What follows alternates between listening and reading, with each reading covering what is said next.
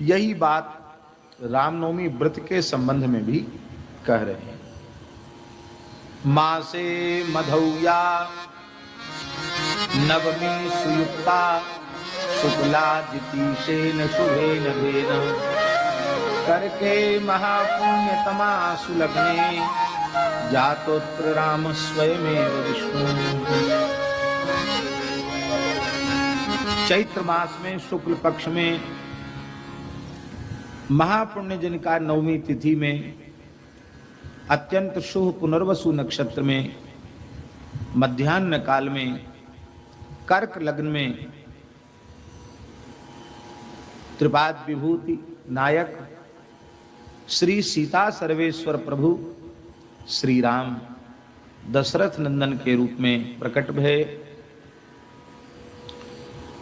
उस तिथि पर प्रत्येक वैष्णव को और वैष्णव में प्रत्येक आस्तिक व्यक्ति को श्री रामनवमी का व्रत करना चाहिए। अष्टमी वेद से युक्त रामनवमी का व्रत नहीं करना चाहिए। तमस्तामष्टमी वेदयुताम विहाय व्रतोत्सवम तत्र वैष्णवश्चरेत असंख्य सूर्यग्रहतोधिका वै या केवलासान नवम्युपोष्या।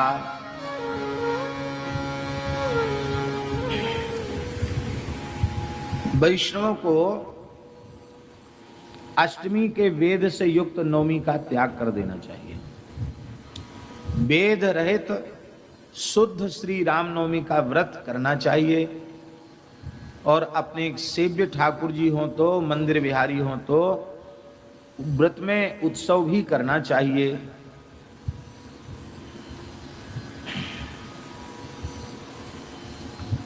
जो नवमी पुनर्वसु नक्षत्र इत्यादि से रहित हो, भगवान का नक्षत्र पुनर्वसु है, मान लो पुनर्वसु नक्षत्र नहीं भी है तो भी शुद्धा श्री रामनवमी असंख्य सूर्य ग्रहण से अधिक महत्व वाली होती है। इसलिए उस नवमी में उपवास करना चाहिए। मैंने कहने का आशय यह है, आद्याचार्य चरण के कथन के अनुसार श्री रामनवमी में नवमी तिथि की प्रधानता है।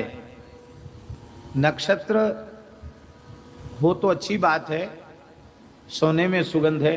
नक्षत्र ना भी हो तो भी उपवास नवमी में ही करना चाहिए, ऐसा अपने आचार्य चरण का आदेश आज्ञा है। ये सूर्य ग्रहण से करोड़ों सूर्य ग्रहणों से अधिक है, असंख्य सूर्य ग्रहणों से अधिक इसका महत्व है। ये सूर्य ग्रहण क्या है?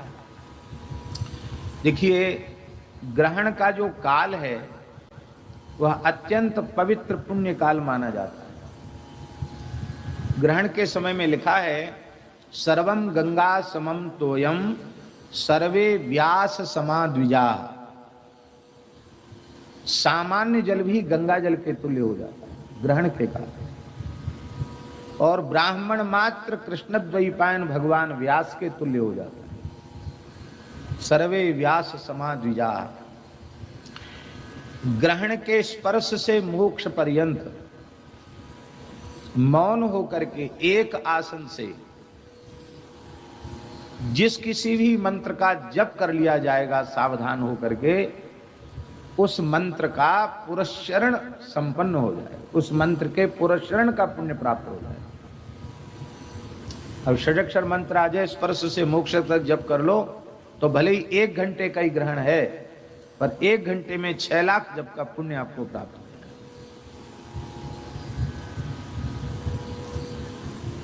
गायत्री का जप कर लो तो एक पुरस्चरण हो जाएगा। ऋषियों ने, भगवान ने कितनी सुविधाएं दे रखी हैं कि थोड़े समय में बहुत लाभ हो जाए, हम उसका आदर नहीं कर पाते। तो जब एक ग्रहण की ऐसी महिमा है तो असंख्य ग्रहण काल की पुण्य महिमा कैसी होगी, उसका तो कोई लेखा जोखा ही नहीं।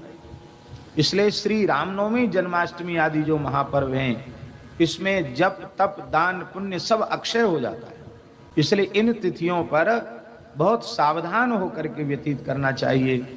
एक भी क्षण हमारा व्यर्थ नष्ट न हो जाए, भगवान की उपासना में ही समय जाना चाहिए। आगे के श्लोक में श्री रामानंदाचार्य भगवान कह रहे हैं, अत्र प्रकुर्वीत मुदा व्रतोत्सवम रामार्चनम जागरणम महाफलम अनेक जन्मार्जित पाप नाशनम रामस्य कीर्ते श्रवणं च कीर्तनम।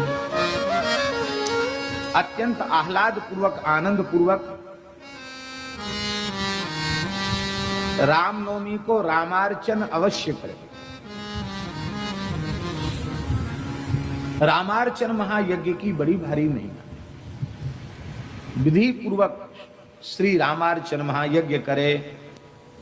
तो मूल आचार्य चरण आज्ञा कर रहे हैं कि श्री रामनवमी को रामार्चन अवश्य करना चाहिए। अत्र प्रकुर्वीत मुदा व्रतोत्सवम रामार्चनम जागरणम महाफलम अनेक जन्मार्जित पाप नाशनम रामस्य कीर्ते श्रवणम च कीर्तनम। श्री रामनवमी में प्रसन्नता पूर्वक महान फलदायक श्री रामार्चन व्रतोत्सव करना चाहिए, रात्रि में जागरण करना चाहिए। इस प्रकार श्रद्धा पूर्वक श्री रामनवमी का व्रत करने वाले के संपूर्ण पाप नष्ट हो जाते हैं। रामार्चन करने में भगवान की सांगोपांग पूजा संपन्न हो जाती है। वैसा संभव किसी कारण से न होवे तो विधि पूर्वक भगवान श्री राम का षोडशोपचारण पूजन कर लेना चाहिए, रात्रि में जागरण करना चाहिए, व्रतोत्सव करना चाहिए और भगवान श्री राम की सकल कल्मषनाशनी कलिमल विनाशनी भगवान श्री राम की मंगलमयी कथा को, उनके चरित्र को सुनना चाहिए और उनके पवित्र नामों को कीर्तन करना चाहिए और श्री रामनवमी की तिथि पर जागरण अवश्य करना चाहिए।